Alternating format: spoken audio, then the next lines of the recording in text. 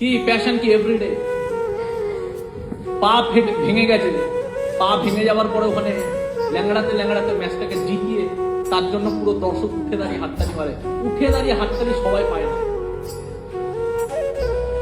কিছু কারিশমা করতে হয়, নিজের অকাদের বাইরে গিয়ে, নিজের ক্ষমতার বাইরে গিয়ে কিছু করতে হয়। এরা প্রত্যেক দিন খাটে।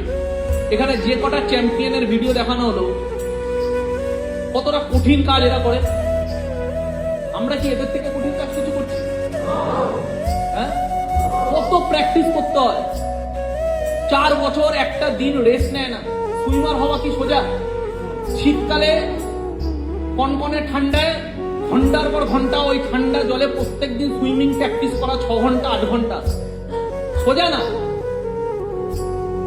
ঠান্ডা জলে প্রত্যেকদিন 6 ঘন্টা 8 ঘন্টা প্র্যাকটিস করা, তারপর একটা বিশ্বমান সুইমার হয়, সোজা না। কত লোক এরকম প্র্যাকটিস করে, তারপর থেকে একজন গোল্ড পায়। বাকিরা আনট্যালেন্টেড না বা প্র্যাকটিস করেনি তা না, কিন্তু পায় একজন। বাকিরা পরের 4 বছর আবার প্র্যাকটিস করে, সেম কষ্ট। সুইমার হওয়া সোজা না। একটা অ্যাথলেট যে দৌড়ায়, সে 6 ঘন্টা দৌড়ায়। কোনোদিন 6 ঘন্টা দৌড়ে দেখেছি আমরা? 6 ঘন্টা রোদে, তাদের মাথার উপরে ছায়া থাকে না, 6 ঘন্টা ওই রোদের মধ্যে দৌড়াতে হয়। তারা ভাবে না যে আমার চামড়া পুড়ে যাচ্ছে কিনা, কারণ তারা সাকসেস বোঝে, তারা সৌন্দর্য বোঝে না। এর জন্য দুনিয়াতে মানুষ তাদেরকে দেখে, বাকি সৌন্দর্যবান মানুষকে দেখে।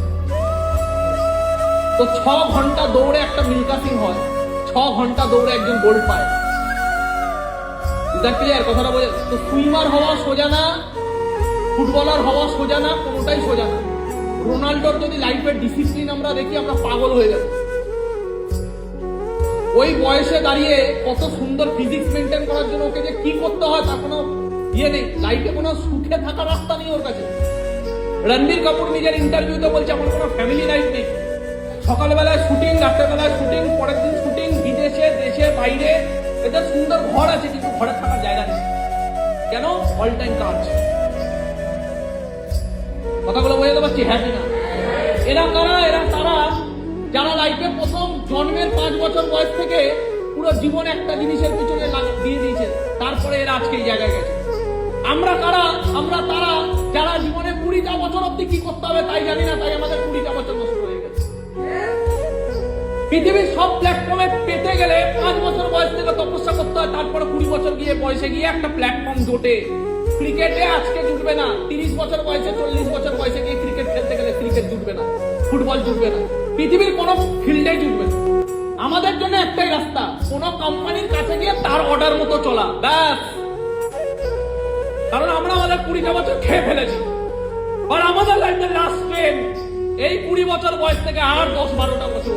এই সময় প্লিজ ফোকাস করো না। এই সময় লাইফে এতটা ফোকাস করো যাতে সারা কারো অর্ডার করে নিজের জীবন চালাতে না হয়। আমি কতটা গ্রো করবো যেন কেউ অর্ডার না মারে, আমার মাইনে বাড়বে কিনা যেন সারা কেউ অর্ডার না মারে, আমার চেক আমি লিখবো, পরের বছর আমি কি গাড়ি কিনবো সারা ওইটা আমি ডিসাইড করবো। স্মার্ট ভ্যালু পাওয়ার আমার হাতে।